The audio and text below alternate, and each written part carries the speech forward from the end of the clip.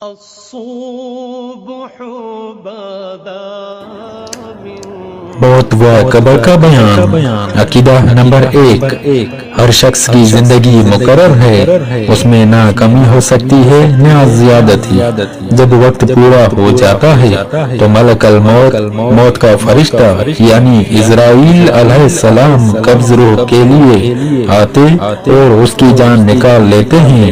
اسی کا نام موت ہے۔ مرنے کے بعد بھی روح کا تعلق بدن انسان کے ساتھ باقی رہتا ہے، اسی لیے بدن پر جو گزرے گی روح اس سے ضرور آگاہ و متاثر ہوگی، جس طرح دنیاوی زندگی میں ہوتی ہے، بلکہ اس سے زائد۔ اور روح کے لیے خاص اپنی راحت و کلفت کے الگ اسباب ہیں جن سے سرور یا غم پیدا ہوتا ہے۔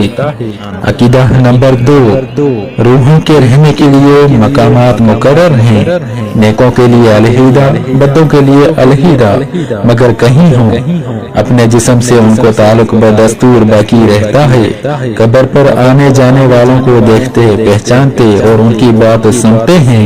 البتہ جب مسلمان مرتا ہے تو اس کی راہ کھول دی جاتی ہے، جہاں چاہے جائے۔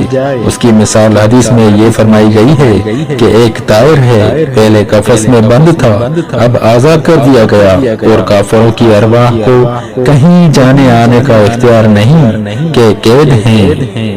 عقیدہ نمبر 3، یہ خیال کہ وہ روح کسی دوسرے بدن میں چلی جاتی ہے، خواہ وہ آدمی کا بدن ہو یا کسی اور جانور کا، جسے تناسخ اور اواگون کہتے ہیں، محض باطل اور حنوط کا عقیدہ ہے اور اس کا ماننا کفر ہے۔ موت کے معنی ہے روح کا جسم سے جدا ہو جانا، نہ یہ کہ روح مر جاتی ہے۔ جو روح کو فنا مانے وہ بد مذہب و گمراہ ہے۔ جب مردہ کو قبر میں دفن کرتے ہیں اس وقت اس کو قبر دباتی ہے۔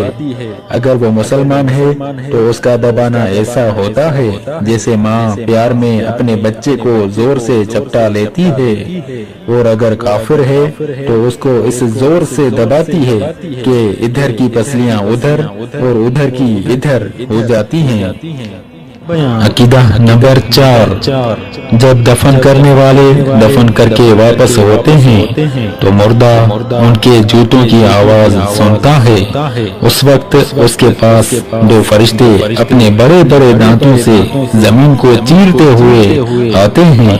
ان کی شکلیں ڈراؤنی، آنکھیں دیگ کے برابر سیاہ اور نیلی، بدن کا رنگ سیاہ اور بال سر سے پاؤں تک، غرض ہیبتناک صورت کا سامنا ہوتا ہے۔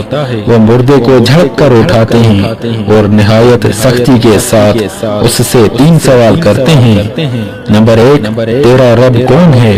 نمبر 2، تیرا دین کیا ہے؟ نمبر 3، اور حضور نبی کریم صلی اللہ علیہ وسلم کی طرف اشارہ کر کے پوچھتے ہیں کہ ان کے بارے میں تو کیا کہتا ہے؟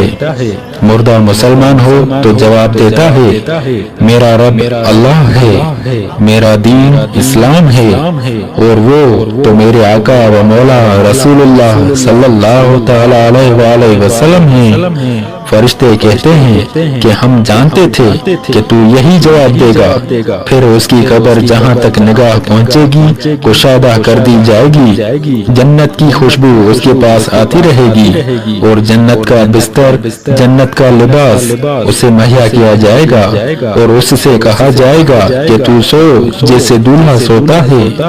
اور مردہ کافر یا منافق ہے تو کسی سوال کا جواب نہ دے سکے گا، بلکہ ہر بار یہی کہے گا کہ مجھے تو کچھ نہیں معلوم، میں لوگوں کو کہتے سنتا تھا، خود بھی کہتا تھا۔ اس وقت ایک پکارنے والا آسمان سے ندا کرتا ہے کہ یہ جھوٹا ہے، اس کے لیے آگ کا بچھونا بچھا دو، آگ کا لباس پہنا دو، اور جہنم کی طرف دروازہ کھول دو۔ دوزخ کی گرمی اور تپش اس کو پہنچے گی، اور اس پر عذاب دینے کے لیے 2 فرشتے مقرر ہوں گے جو ادھر اور بہرے ہوں گے۔ وہ لوہے کے بڑے بڑے گرزوں سے اسے مارتے رہیں گے، نیز سانپ اور بچھو وغیرہ اسے عذاب پہنچاتے رہیں گے، اور اس کے برے اعمال کتے بھیڑیے وغیرہ موذی جانوروں کی شکل بن کر اسے ایذا پہنچاتے رہیں گے، جبکہ نیکوں کے نیک اعمال مقبول، پسندیدہ اور محبوب صورت و شکل میں اسے سکون و انس دیں گے۔ عقیدہ نمبر 5، بعض گنہگار مسلمانوں پر بھی قبر میں عذاب ہوگا، ان کی معصیت اور نافرمانی کے لائق، پھر مسلمانوں کے صدقات، خیرات، دعائے مغفرت اور ایصال ثواب کے دوسرے طریقوں سے اس عذاب میں تخفیف ہو جاتی ہے۔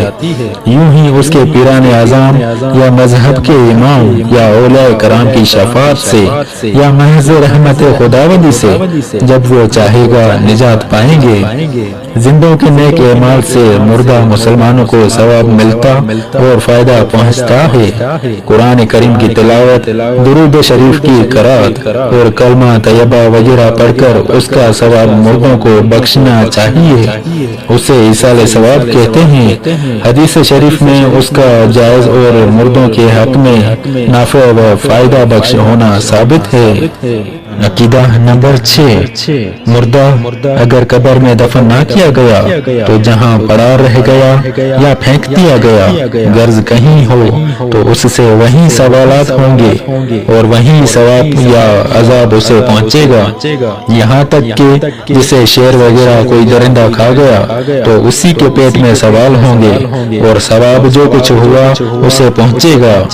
جسم اگرچہ گل سڑ جائے، خاک ہو جائے، گوشت اور ہڈیاں راکھ ہو جائیں اور ان کے ذرے کہیں بھی منتشر ہو جائیں، مگر اس کے اجزاء و اصلیہ قیامت تک باقی رہیں گے اور عذاب و ثواب انہیں پر وارد ہوگا، اور انہیں پر روز قیامت دوبارہ ترکیب جسم فرمائی جائے گی اور روحوں کا اعادہ اسی جسم میں ہوگا، نہ کہ جسم دیگر میں۔ اسی کا نام حشر ہے۔